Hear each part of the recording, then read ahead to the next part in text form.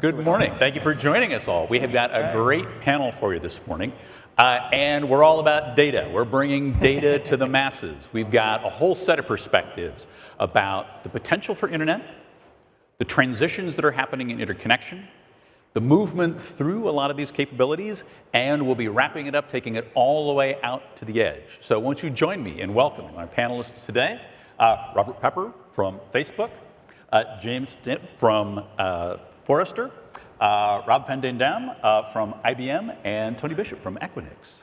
So, there we go. well.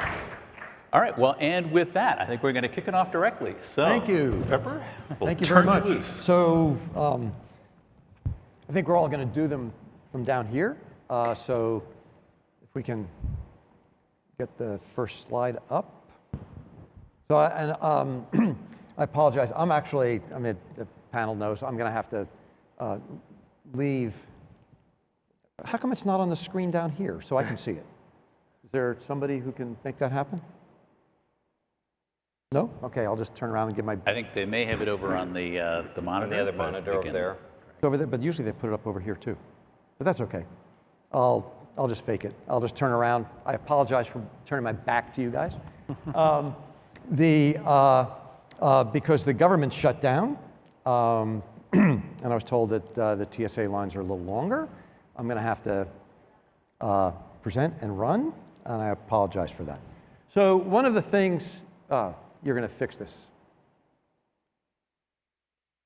Oh, you have to turn it on. My God, there you go. This is IT 101. Is it plugged in? Is it turned on? There you go. We're good to go. Technology, there, we're good to go. Now, yeah, it's you know, you have to turn on the refrigerator. One of the things that we do every year now at Facebook in terms of understanding the internet and the trends, and we're going to hear a lot of great stuff about data trends, data center trends, network trends, driving all the demand. But I wanted to start by talking about why it matters. And so it's really looking at it from the people perspective. And so each year now, we're going into our third year, those data are still just coming in, so they're not yet available.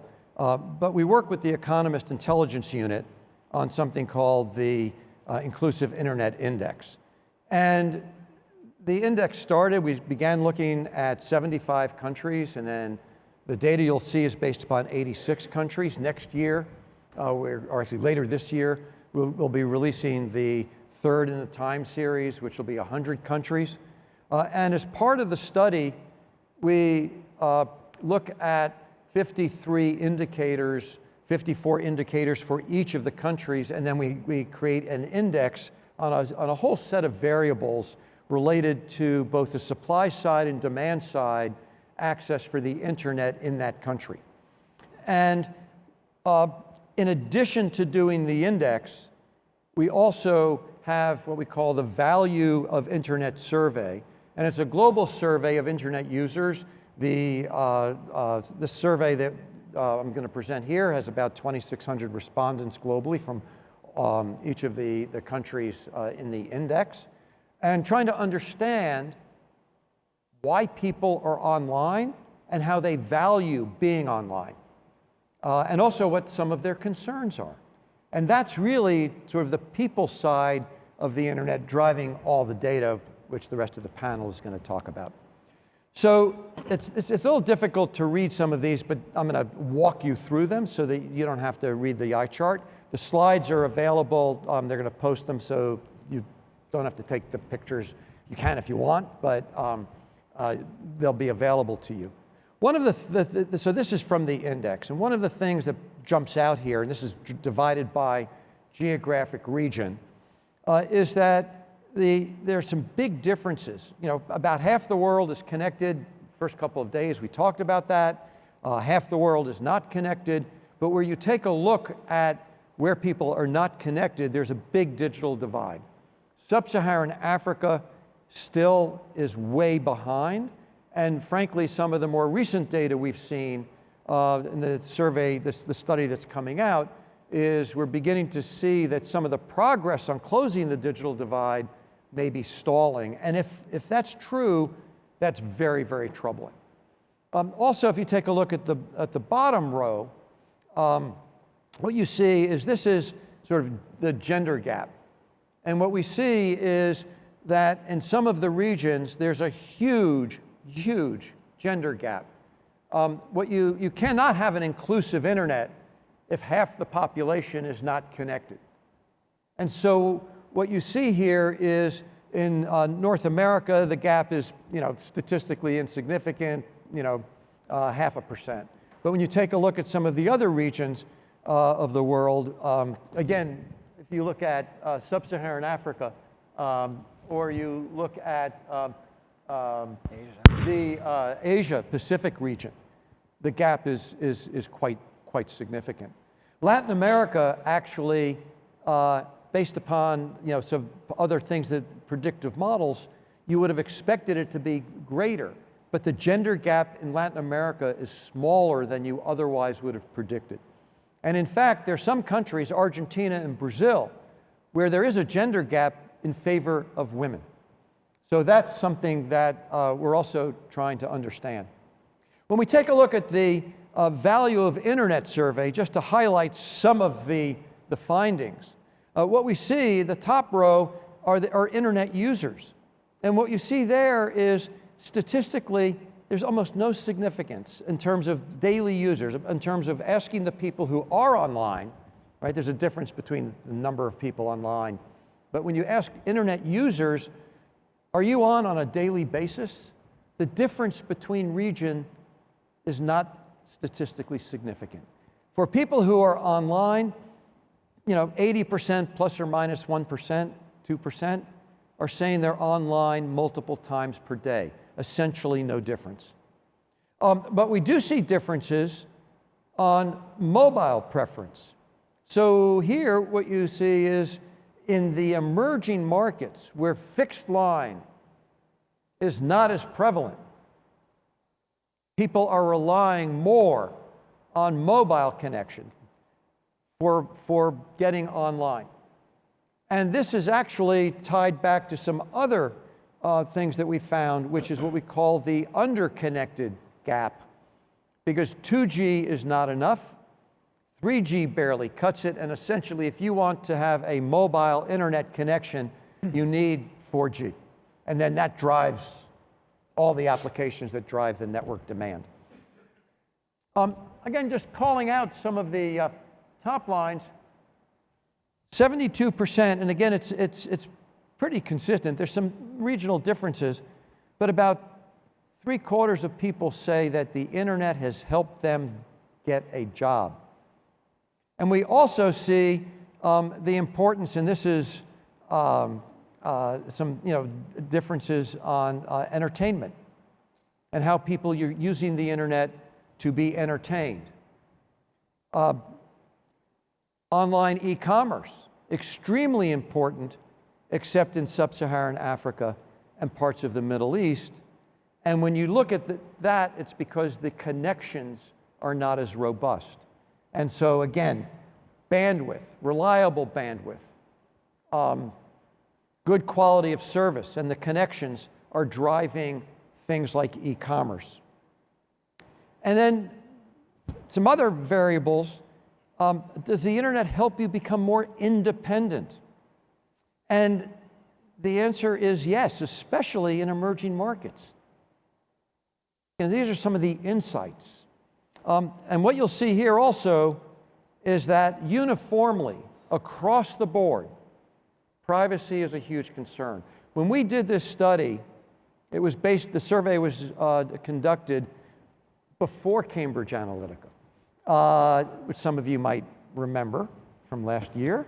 And we actually, when we saw the results, we found it comforting because we had already recognized that privacy was one of the most important variables in trust and people's use of the internet. And as a result, this confirmed for us what we were already doing. And the survey was actually conducted months before Cambridge Analytica.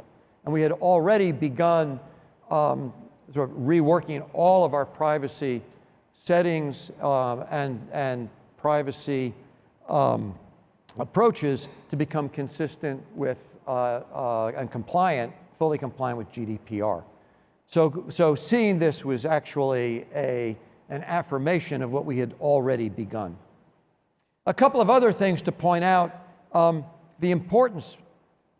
Two-thirds of people around the globe, especially in emerging markets, believe that access to the internet should be a human right. That tells you something on how important it really is. So I'm going to be finishing up. These are going to be available to you. And here are some demographic breakouts. And the only point I want to make here is that on some of these variables, e-commerce, shopping, and the use of the internet, there's a statistically significant, in some cases, very significant difference between high-income and low-income users. So there's some real issues, again, not just about a digital divide in terms of the number of people connected in some countries or regions versus others, but the way people are using the internet and benefiting from the internet appears to be very dependent upon income. And if we want everybody to benefit from the internet and being online, we have to think very hard about how to close this gap between the high income and low income users. So with that, thank you very much. Thank you very much. Thank you. And we appreciate the insights. We will miss your commentary in the panel discussion at the end of this. Safe travels. Thank you. Thank you. And Tony said he would channel me, so it's, you know, he can. We'll carry on with your data. In the comments, all the guys. So have a great session. And again, I apologize, but we'll see you. Thanks. Such your life's complex. Bye-bye. Thank you, Pepper. All right, Eric, thank Tony, you. fire away. Aloha. It is an honor and privilege to be here today and to speak to you all. A quick thank you to the PTC leadership for the invitation. I'm Tony Bishop, and what I'm going to cover today in the next 6.5 to 7 minutes is a handful of slides introducing insights and trends from the Global Interconnection Index. So let's get started. 2.5 years ago, a small team had big aspirations in Equinix. The aspirations were we wanted to shape the industry dialogue around interconnection and the growing relevance and critical value and nature it plays for both enterprises and service providers. To do that, we felt it was important to kind of unpack and demystify interconnection. So a combination of analysts and data scientists acquired third-party data from firms like 451 and Gartner Group and et cetera, and started to build a historical model of how interconnection had occurred in carrier-neutral co-location data centers. And it took us about a year to be able to build the historical nature, and then factor in macro trends, local conditions of demographics, industries, and IT adoption. Because one of the things that we found was what's really driving the growth here is the use of information technology combined with networking and interconnection. That is what's enabling digital business as you see it today. So what do we have now? We published a volume 1 in fall of 17, and now volume 2 in the fall of 2018. This will be an annual report. It is available on Equinix.com for free. You can download it and go through it. And some of the drivers, just for you to have quickly, is that we wanted to make sure that it was open, it was neutral, it was not about Equinix, it was about interconnection, and it was global. And the definition of the unit of measure is interconnection bandwidth. And if you follow me on the slide, you'll see it's defined as the total capacity provision to privately and directly exchange traffic between counterparties at distributed IT points inside carrier-neutral co-location data centers. So net, how do different enterprises and service providers come together and connect to each other, right, to conduct digital business? That's your definition. That's what the index is about. Now what I want to do is pivot and share 5 critical insights quickly and briefly with you that are converging together, forcing the transformation of every enterprise and every service provider sitting in this room. The first is the accelerating growth of digital business. By 2021, at least 50% of GDP will be digitized, and with growth across every industry segment or subsegment, depending on how you break it down. And it'll be driven by the fact that there's going to be digitally enhanced offerings, digital-based operations end-to-end, you think supply chain kind of models, and the fact that there's going to be digitally based, digitally connected relationships between business to business and business to consumer. The implication here for you all as a takeaway is that digital business is forcing a shift to everything being real-time. Real-time interactions between systems, things, people, applications, data sets, et cetera. Right? And that real-time interaction is going to force a much more direct interconnection between people, things, locations, clouds, and data or information sets. So that's trend number one that we found. Trend number two is rapid urbanization. Look at this, 65 million people are being added to the world's urban population, the equivalent of 7 cities the size of Chicago every year. Over 50 major metro urban hubs by 2031. So think of the concentration and the necessity of infrastructure that is going to be required within proximity of these major metro hubs to be able to do and conduct a digitally enhanced, digital-based world. So when you think of that, that means it's going to force the combination of a different networking paradigm, right, from the thing to the mobile user in to the hosted system and back. And it's going to be where data and content and users and security all have to come together. So trend one is everything's becoming real time. Trend two now is major urban concentration of user population that will then bring business together and force a proximity need to change the way networking and IT systems are placed and connected together. Trend three, cybersecurity. I think we've all heard of it, right? By 2021, the cost of cybersecurity breaches is going to reach greater than $6 trillion US. $6 trillion US. You know, and you think about what that's doing. Why? Because the vulnerability points of what used to be controlled and centralized is now dispersed and ubiquitous. It means that security perimeters are going to need to be pushed out and distributed and brought near where traffic comes in and out of firms and between firms. That, for carriers in the room, is a massive opportunity, right? And it's going to need the co-location of security stacks and managed capabilities next to where these network points are, next to these urban hubs.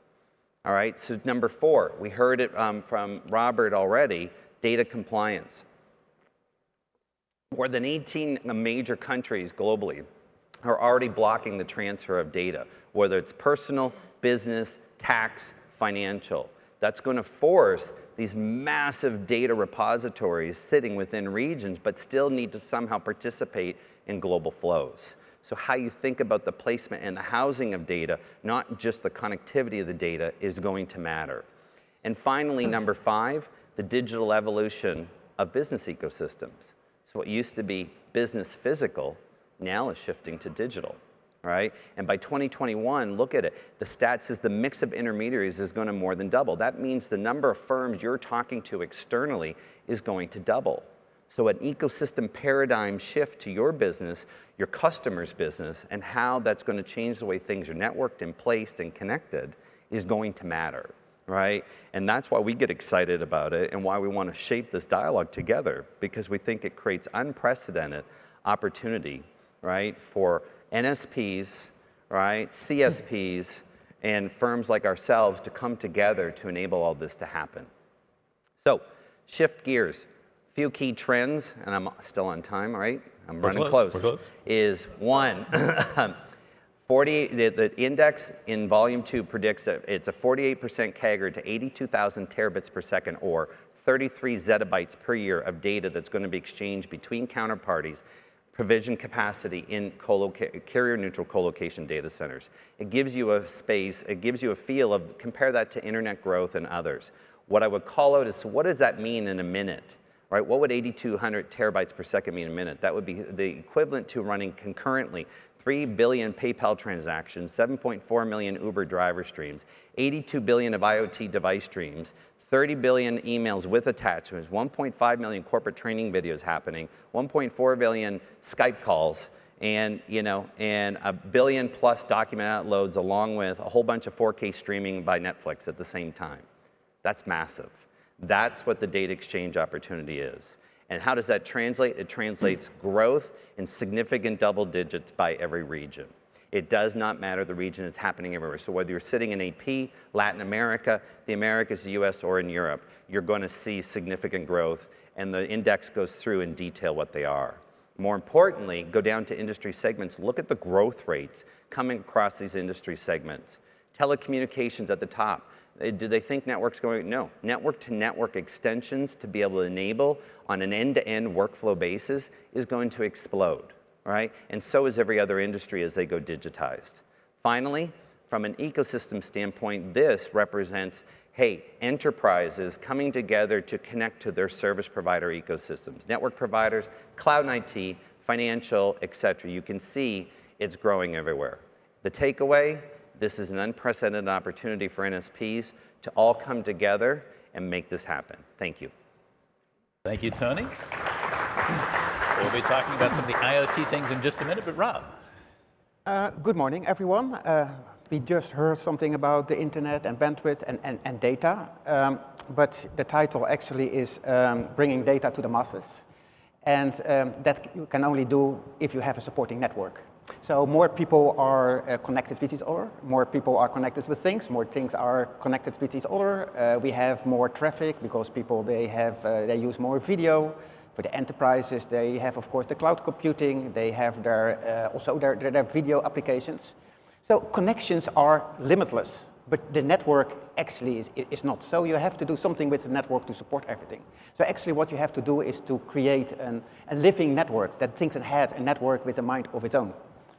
So I will explain a little bit about the technologies that really should enable that. So the technologies, and there are more than this, but are in particular the IoT, 5G, network virtualization, edge computing, and artificial intelligence. And all those technologies are really maturing. But despite everything what you read in the media or what people are also telling at conferences, it's very difficult for telcos how to make money from all those technologies. For AI, the business case is a little bit easier, but there it's more diverse. So let's start with the IoT. There's really a struggle to find a winning IoT strategy for telcos. Of course, they can be a connectivity provider, so focusing on the connectivity and the devices. But connectivity, the revenue for connectivity will only be 5% of the total IoT revenue. And you also have competition from competitors in the unlicensed spectrum.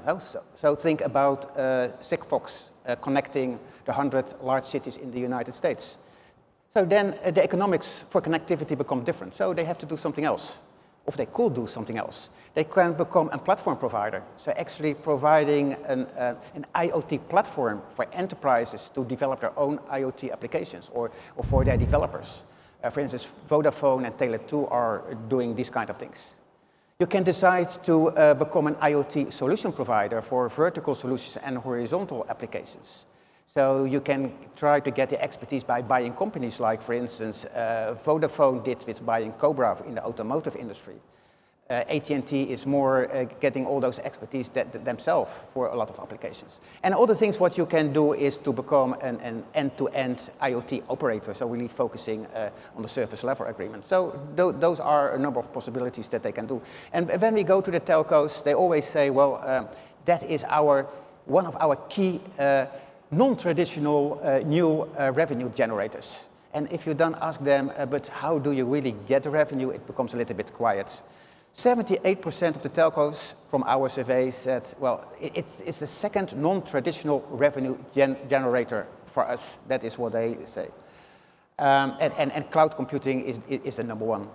But from another research from Ericsson, 70% of telcos, they lack a well-defined strategy for taking on the IoT opportunity. So what is the winning IoT strategy? It's an easy word, but very difficult to have the right strategy. Think about 5G, also a buzzword lately. So if you talk with the network suppliers, of course, they promise golden mountains, because actually it's their business to sell their 5G equipment. But if you look at the telcos, the US market has talked itself into a 5G war, but maybe it's more a 5G marketing war. South Korea and Japan seem to determine to head off also on the 5G path. But the rest of the market, the enthusiasm of 5G is more muted. I have 4 quotes from the media from last year, but I can easily find 25 more. So quotes like, for instance, the 5G use cases must come first. From BT warns on the 5G business models.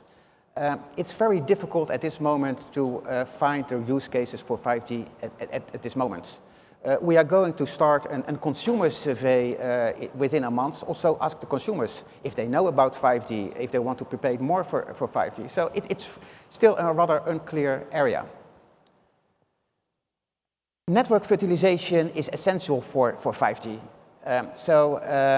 It's really all to, for instance, to enable network slicing for, let's say, automotive, for healthcare and all these kind of things. It's not only virtualization, it's also about cloudification for network scaling, for resource sharing, and these kind of things. And if you have a virtualized and cloudified network, then it's just if you are if you are in pilot in a 747 or an Airbus 380, those pilots cannot really fly these airplanes without automation. So automation is a must. And in the past, it was all about reducing cost, capex or opex. Now it's more about agility, and I will explain that later. Here you also see why it also becomes interesting for IBM. If you talk about software, if you talk about clouds, if you talk about automation, artificial intelligence, it's now not only the area for the Ericssons and the Huaweis anymore. But again, for the telcos, it's also not very easy. They have to make organizational changes. They have to make cultural changes. They have to retrain their employees or attract the right skills. Why? When everything becomes more software, it actually means that, for instance, an operator in a network division, they have to develop new network services as if it was software. So they become almost software developers. They have to work more closely with the IT departments and with the customer experience department, because a lot is about customer experience. So also not very easy. Then we have an intelligent cloud or intelligent edge. I will not tell so much about that because I think my neighbor is going to focus more a little bit on that, but it's too important to ignore. It's more about reducing the volume of movable data on the network. It's about reducing latency. It's about improving security and also protecting the privacy. And also it copes with intermittent connectivity. So if you need something very quickly and you do that on central in the cloud and the connection fails, then you have an issue. But again, also for the telcos here, what is really the business case for them, for the telco edge? What kind of edge services should they offer? How much demand for low latency? And how do they compete with the big cloud players? And then as the last technology, artificial intelligence. Artificial intelligence, a lot is talking about the digital assistants in call centers. But you can use it everywhere in a telco company. But also for network automation. It's really actually a must, as I just explained. It's for easier network scaling. It's for better SLA management. It's speed up for the time to market, because that is something what the telcos are still not very good in, and they can do that. Better agility and ability, better operational efficiency. And then they have to focus on, where shall I focus on first? What are really the key areas in the network area to focus on? Well, we did also our survey a couple of, let's say, a half year ago. Predictive maintenance actually is the thing where they really want to focus on. They want to, you really have to fix something before it really gives some issues with customer experience. Very important. But all the areas are self-diagnostics of automatic problem detections. Self-healing of networks where artificial intelligence can help a lot. It's about improving traffic management, intelligent network operations. So a lot of areas. So I want to conclude, there are a lot of technologies and they are maturing, but for telcos in general, it's very difficult to find the right use cases. And now I give the word to my neighbor. James, all right. Yep. Thank you, Rob. And as Rob and my other colleagues called out, edge computing is something you need to be thinking about as a value add to the network, because we are not simply talking about this as one aspect. You have to start to embrace how broadly are my future customers going, and are they going there just because they've got sensors in various places they need to gather this stuff, or are they doing this to improve the real-time experiences with their customers? Well, both of those are massive shifts that are coming. And so you need to really focus on how, as a telecom or a networking provider or a co-location provider, you can empower these value propositions at the edge.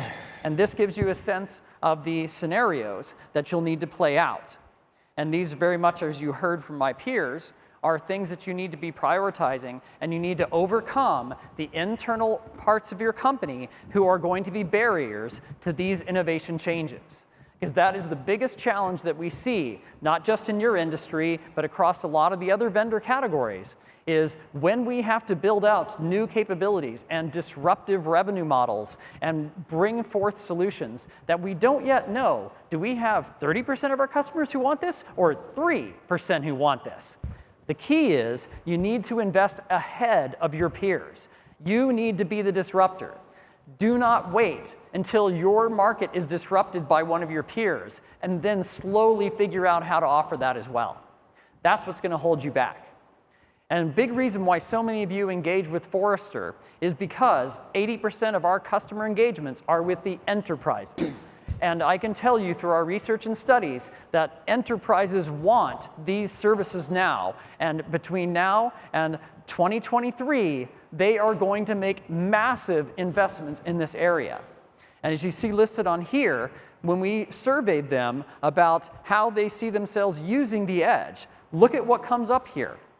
Look at the things that are most important to them. They want the flexibility. They want to enrich the customer experiences. They want to not be limited to how you might define the edge, but they want you to recognize that the edge for them is anywhere and everywhere that they are doing business. And some industries where this is going to be very impactful for you, and you've heard some sessions on this earlier in this week, the farming industry, the food industry, the energy industry, are needing to collect sensor information off devices, off cows, off other things that do not sit where you have 4G network connectivity. This is going to empower the need for alternative networks as well, satellite networks that can float right over those locations and gather up all of that information. And do you want to simply say, oh, those satellite guys are taking care of it? Why is that not part of your value proposition? You're going to have to be able to provide customers with a business-wide networking fabric that they can use to empower all of these scenarios and all of these solutions. And it's not just the connectivity to the edge, but also the ability to empower data analysis at the edge. And when we talk about at the edge, there are commonly 3 definitions that we see for most people. Some people say definition at the edge is the device itself and what the device gathers. Others say, no, it's a gateway that collects information from the devices at the edge and does real-time analysis of what all of them are seeing. Then the other one is the edge is the metro location of the co-location facility where you have aggregated the rest of the data, or where cloud computing has aggregated data that is worth adding on to that. The answer to that, it is not A, B, or C. It is A, B, and C. And this is why, as Tony pointed out, you need to be thinking about not just connecting the ecosystem more efficiently, more securely, and faster, but empowering all of the services and capabilities and the data set integrations where they are going to drive the biggest impact. Think about this with automobiles. If you work for Ford or you are driving a Ford vehicle and there is an accident in central Chicago, Do you really want just the Fords that are there to gather the information and make a conclusion about what happened and where you should drive? What if there's only 3 Fords in there, but there are 16 cars from other manufacturers? This also drives the need for you as the telecom and networking providers to become the aggregation points and a vendor-neutral platform for empowering all of this. And to make this really take off, you not only want to be thinking about it from a vertical market perspective, but you want to be thinking about it for empowerment across all the verticals. Because the other factor to look at is who are we hearing from who is investing in IoT? A lot of people think it's just the manufacturers, like Ford, like Chevrolet, and others. No. We're seeing investments in IoT across multiple verticals and markets, and significantly by governments who are trying to make smart cities that don't just gather information from their own sensors, but pull it from the third-party devices, pull it from their citizens, and aggregate the value to truly make their city smarter. So you do want to be thinking about how can I not just be a telecom provider, but how can I be a platform for customer empowerment? And how can I partner not just with customers and ecosystems and people who consume from me, but partner with my peers and partner with people I might have historically viewed as my competitors, who can help us aggregate the information in a neutral fashion and empower the customers anywhere and everywhere that they do business. I know this is transformational, and that's why I said earlier, identify in your culture who are the barriers to making these kinds of shifts. Because if your company cannot get past those barriers and show how empowering our world for the future that Tony articulated, that you saw in our statistics, and where Facebook is finding in their own studies, be prepared to be disrupted. And with that, back to you, and let's go through some questions. Thank you, James. Well, and in point of fact, let me give this one more click. Those of you who forgot who we were, James, you actually segued very nicely into, I think, what's the summary of a lot of what we heard today. You heard Pepper talking about the importance of interconnection and data. Tony, you were talking about the volumes that are really driving a lot of this. Rob was talking about some of the challenges that providers and operators are looking at. You're talking about the necessity to make this all happen. How do we get to this world in which providers and operators can actually make some money at actually making this happen? It's a huge investment. Rob, to your point. Yes, I think we'd all agree there's a tremendous amount of value in connected cows, but there's bringing all this together has got to have a business case behind it. So how do we start to manage this? I'm glad you brought that up because there's 2 aspects of this. Number one, you should find out which are the customers that you have today who are the fastest moving in this direction that you can build that out and start your business case behind them where they validate and verify how you built it. But then also look at what are the other customers who are likely to be part of this, and of this customer, who is in their ecosystem that needs to be empowered by this. And then the second factor, look at yourself in this regard. How can you benefit from AI? How can you benefit from IoT investments? How can you empower your employees and empower the people and the businesses inside of your own business to take advantage of this? Think about it from a simple perspective. What happens if a fire goes off in a particular city and all of your 4G baseline units go down? Well, are you actually going to tell your employees, go drive into that horrible storm?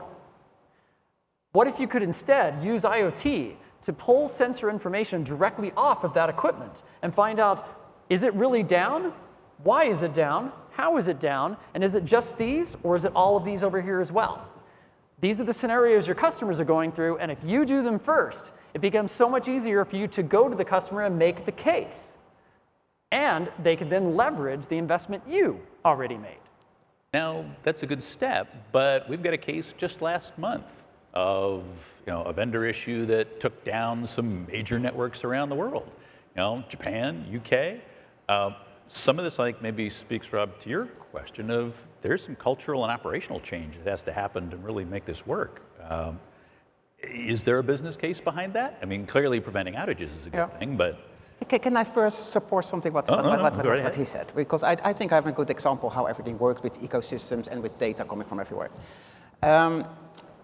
IBM acquired the weather company, I think it was 2-3 years ago, and everyone was laughing. Is IBM going out of the IT business and are they becoming a weather company? But you know, actually, weather data is data, and you can use it almost for everything. So, for instance, farmers are using that, airlines are using that, and so on. What we actually are doing now also at this moment is not only using the weather data coming from weather stations, but also data from a lot of other areas. So what we are now going to do is for everyone who has a weather forecast app on their phone, IBM is behind that. Now we are also doing about crowdsourcing to get also the data from all those devices and also bringing the weather information on that location with consent of the user into the system. You have airlines that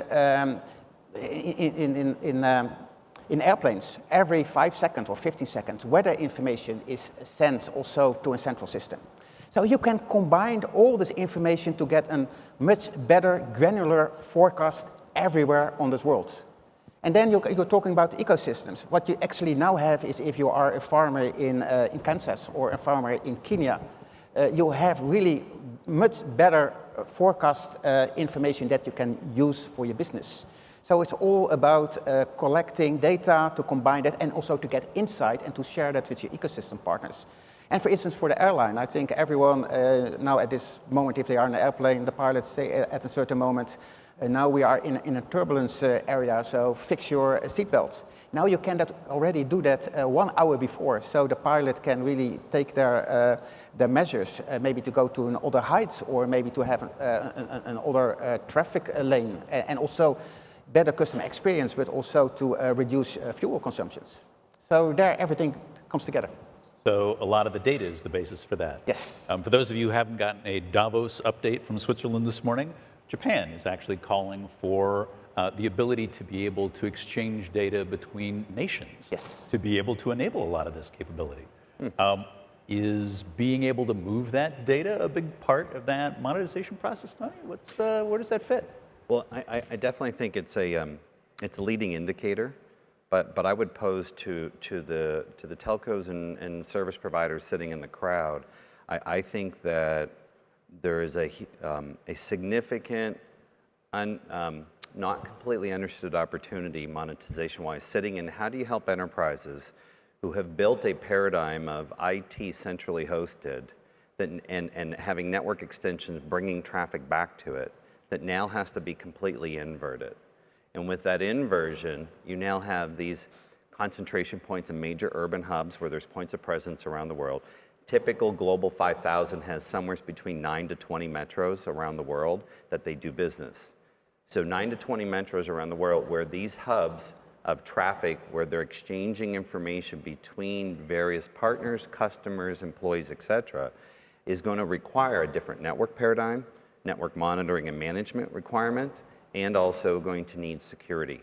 So when you actually think of it, we see that as a huge opportunity together where people can actually take advantage because of this growing information exchange and flow. So all of those layered capabilities on top of it that have service capabilities and revenue opportunity that can be built on top of it. Yes, that we see as new revenue streams, more profitable, higher value revenue streams for NSPs. You got to be able to protect those connected cows. Yes. Good. And grow. All the better. I don't know if any of you know how much data an individual cow produces. The answer is not much, but there are a lot of them. In the time that we have left, I actually want to get back to Pepper's original concerns. Is there a business case behind this that helps get beyond this digital divide, whether or not it is stalled or shifting back in the back direction? Is this something that starts to open up capabilities that are going to help benefit those much greater areas of the world, sub-Saharan Africa and beyond, that really need that level of investment to enable those populations and to ensure that this isn't something that is a have and have-not situation? Is there a business case behind that? And are there service capabilities that will start to pull that together? Well, I think in general, and I see some examples, is that if you can realize all these kind of things, and you can really serve the people that could not have all those opportunities before. So, for instance, if you have someone who produced some articles in, let's say, in the middle of Africa, and only has a market size across the village, now with this kind of capabilities, it opens the world for them, and that means growth for that person, but also for the village, and maybe for, at a certain moment, if you do that on scale, for the entire country. Well, we've seen some early extents there. The question is, does it drive investment in 4G, to Pepper's point, to be able to get that beyond it? I don't know. Well, the key is don't concentrate the business plan on just providing connectivity to them. Concentrate the business plan on what benefits they will receive, what empowerment they will get from doing this. A good example of this is, as you probably know, if you've seen some of the statistics, if you look in Africa, most people who do have internet connectivity do it through their mobile phone. They do not have a computer, and they also don't have a checking account, and they don't have a traditional banking relationship. And they go out and do services, but they want to get paid, but most of them, unfortunately, are living on $2 a month of income, which is ridiculous. So can you empower this new generation by not only investing in a network extension and IoT service capability, but partner or leverage open source technologies like blockchain to empower the ability from their mobile device to exchange financially for the services and capabilities they do, and do it in a way that isn't tied to having to get a bank to come on board with this, because the new ways of getting them paid may not require that. And if you can turn it on, guess what you become? A financial services disruptor. And that expands your business. So does that actually get back to the layered services capabilities you were talking about, Tom? I think so, and I think last mile translates into the quantity of population. Go back to the urbanization. It's just that last mile infrastructure creates a network effect. The network effect of how it gets monetized, which is what James is applying to, is where you have to shift the business paradigm. There. All right, I guess we'll leave that at the last word. Thank you all for joining us, and won't you join me in thanking our panelists for some great thoughts this morning.